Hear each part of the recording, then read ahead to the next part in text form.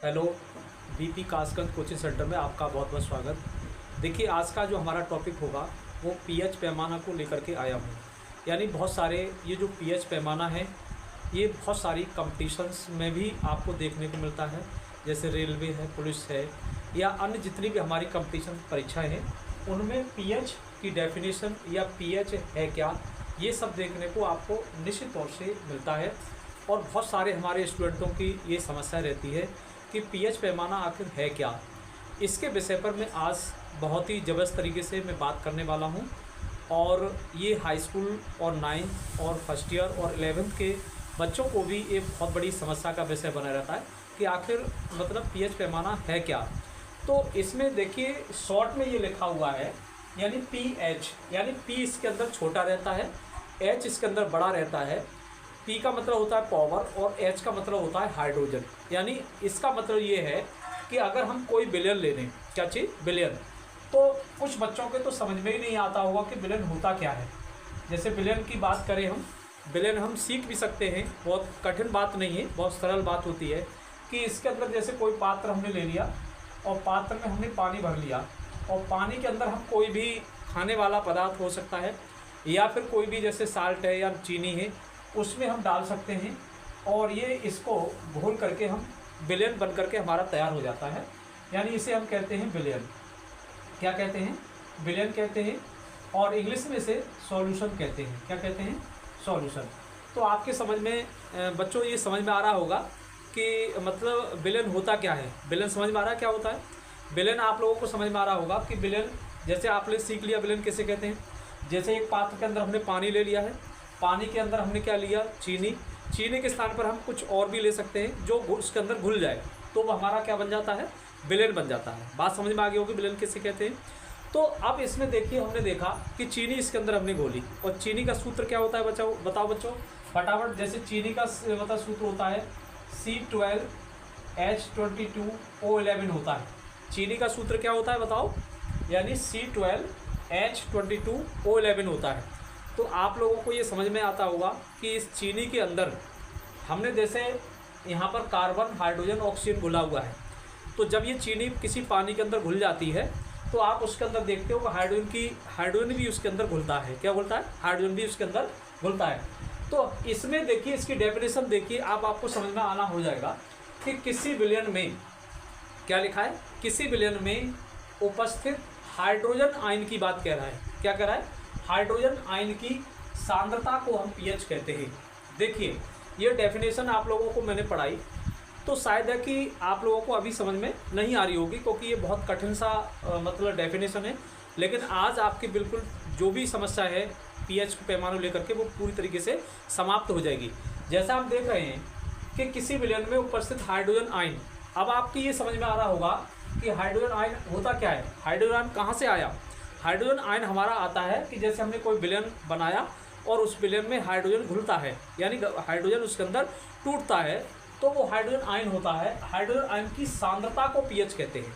अब इसमें एक वर्ड और आ गया आपके लिए कि सांद्रता किसे कहते हैं। सांद्रता मतलब यहाँ देखिए आप, यहाँ एक शब्द आया, सांद्रता किसे कहते हैं। सांद्रता का मतलब होता है वजन। क्या चीज़ होता है? वजन। जैसे आपने कोई विलयन बनाया और विलयन में हाइड्रोजन की कितनी मात्रा उसके अंदर घुली, हाइड्रोजन की कितनी मात्रा उसके अंदर घुली, वो है घुली हुई मात्रा ही वो क्या कहलाता है, सांद्रता कहलाती है।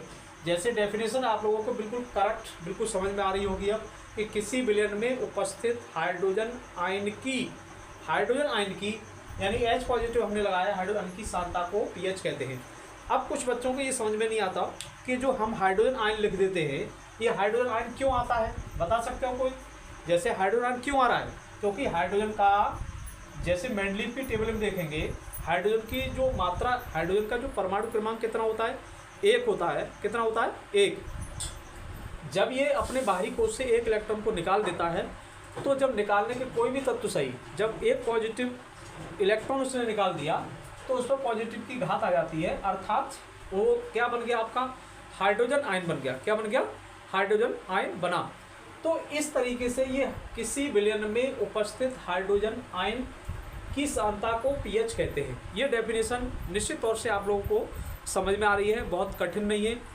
किसी विलयन में किसी विलयन में घुले हुए हाइड्रोजन आयन की सांद्रता को हम क्या कहते हैं, पीएच कहते हैं। आप लोगों को समझ में आ रही होगी। दूसरी सेकंड परिभाषा हम देख सकते हैं कि किसी विलयन में उपस्थित हाइड्रोजन आयन की सांद्रता का ऋणात्मक लघुगुणक को पीएच कहते हैं। देखो इसमें एक वर्ड लगाया गया है, इस वर्ड का नाम क्या दिया है यहाँ, ऋणात्मक लघुगुणक की बात कही गई है। ये ऋणात्मक लघुगुणक क्यों बोला गया है, इसका मतलब ये है कि जैसे हम कोई भी विलयन बनाते हैं तो उसमें हाइड्रोजन की जो मात्रा उसके अंदर घुलती है वो हाइड्रोजन की मात्रा बहुत कम होती है। कितनी होती है, बहुत कम होती है। इसलिए यानी इतनी कम होती है कि इसको हम लॉग माइनस में लेते हैं। इसका मैं अभी फॉर्मूला दिखाऊंगा। ऋणात्मक लघुगुणक को पीएच में पीएच पैमाना कहा गया है और इसका सूत्र देखिए, पीएच बराबर माइनस लॉग एच पॉजिटिव लिखा है।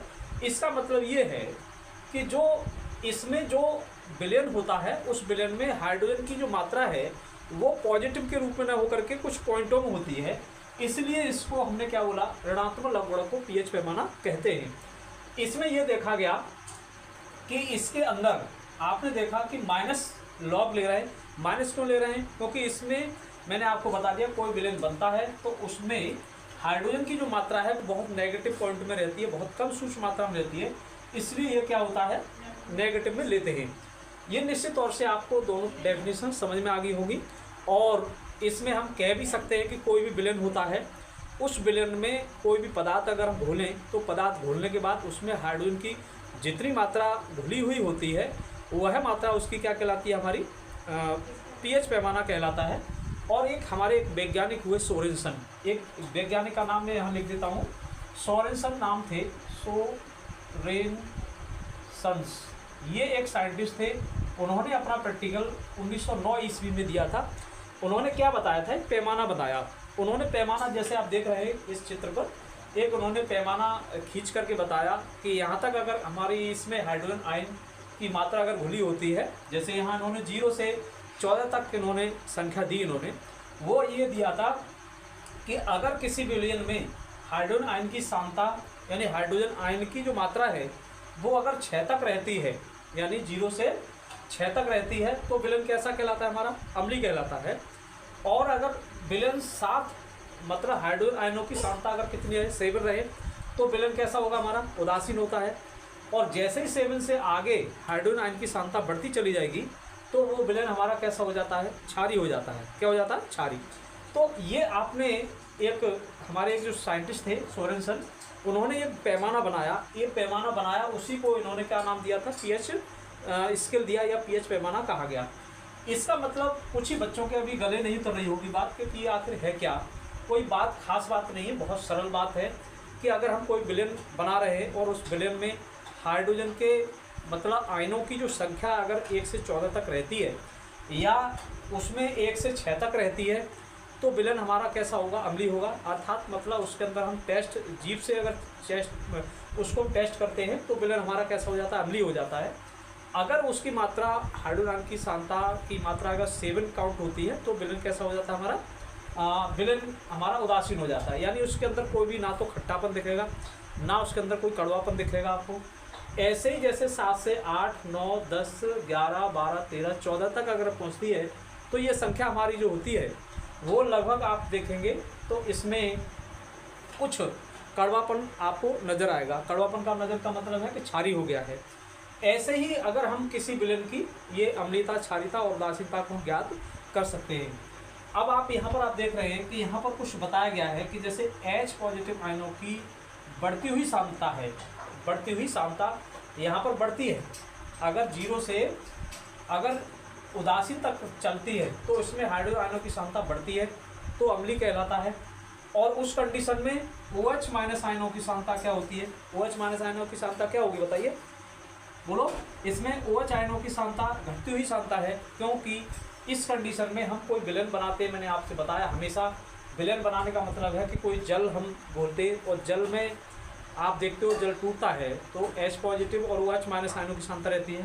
तो ऐसी कंडीशन में OH माइनस आयनों की सांद्रता घटती हुई सांद्रता कहलाती है और इसमें H पॉजिटिव आयनों की सांद्रता घटती हुई सांद्रता है।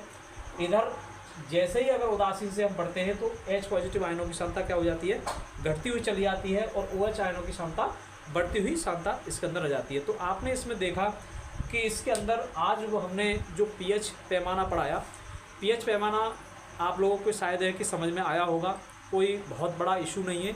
बहुत सरल शब्दों में मैंने साइंस से बताया कि पीएच है क्या, पीएच पैमाना क्या है, कि किसी विलेन की पावर ऑफ हाइड्रोजन कह सकते हैं। क्या कह सकते हैं? Power of hydrogen. Power of hydrogen का मतलब होता है कि इसमें मतलब हाइड्रोजन की कितनी शक्ति होती है किसी विलेन के अंदर, और जितनी अगर उसमें कह सकते हैं कि जैसे हमने कोई विलेन बनाया है और उसमें हाइड्रोजन के आयनों की संख्या अगर 1 से 6 तक रहती है तो विलेन कैसा कहलाता है? हमारा अम्लीय कहलाता है। और 7 हो जाती है तो कैसा कहलाता है? उदासीन कहलाता है। और अगर 7 से 14 तक पहुंचता है तो विलेन कैसा कहलाएगा? हमारा क्षारीय कहलाएगा।